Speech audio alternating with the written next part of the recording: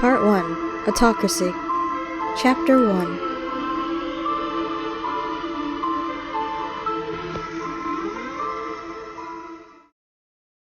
A white picket fence with 3 kids, a loving husband, and a dog. That's not quite how I envisioned my life. I've dreaded when I'd come of age to be arranged to be married by law, and I never thought I'd be a temptress on a government-sponsored TV show. Catalina's head was still reeling about the next step she'd have to take. Being on the show was her brother's only chance, but he'd just encountered a relapse and she really didn't want to leave him.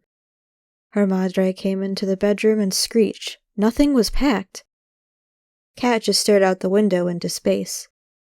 "Catalina, don't you need to pack?" Madre asked. Kat nodded. Madre glanced at the clock in a panic.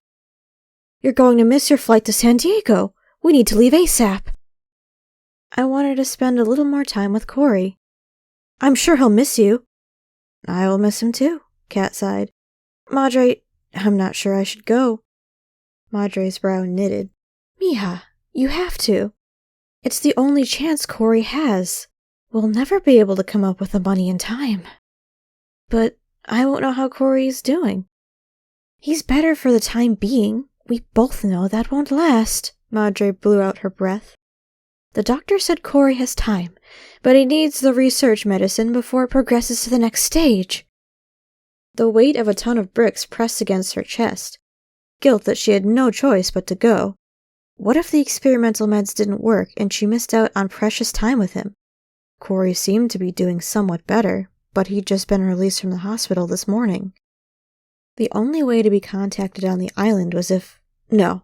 Kat refused to let her mind wander there. She had to remain positive. On top of that, she wasn't thrilled about being on the trials.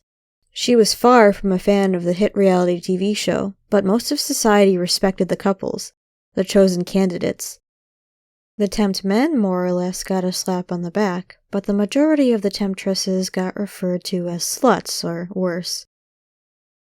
"I know what's at stake, Madre. I just wish this wasn't the only way.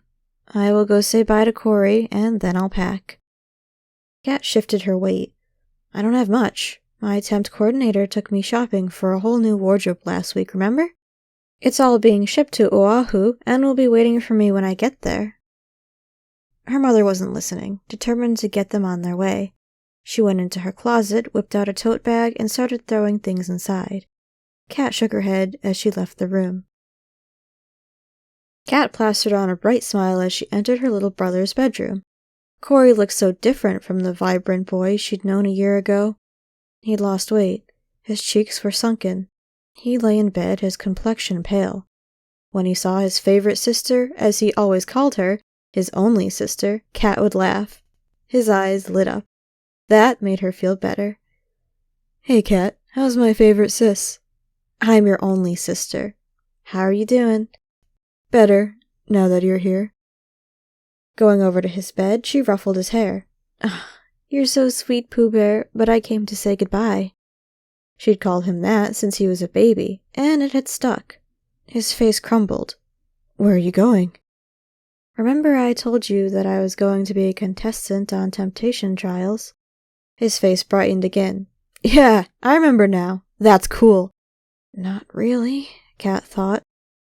"You'll get to be on TV. When will it air? All my friends will be jealous that my sister will be on television." Kat bit her lip. "It's an adult show, Pooh Bear. You have to be 18 and up to watch." Corey poked out his lips. "Well, why do you have to go? Is it so you'll have a shot at choosing who your husband will be?" Kat raised her eyebrows.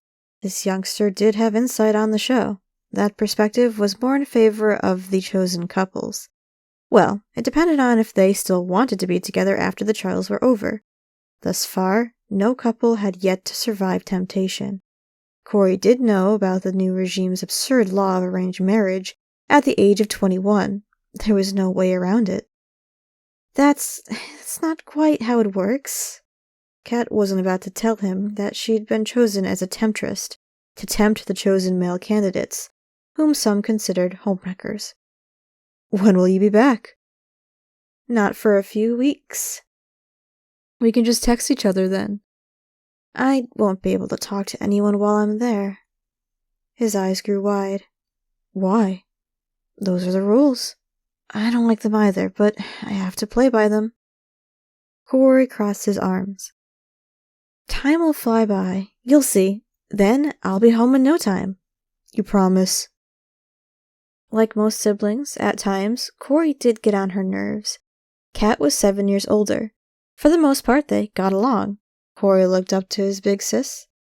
After he'd gotten sick, it made her realize just how much she loved him.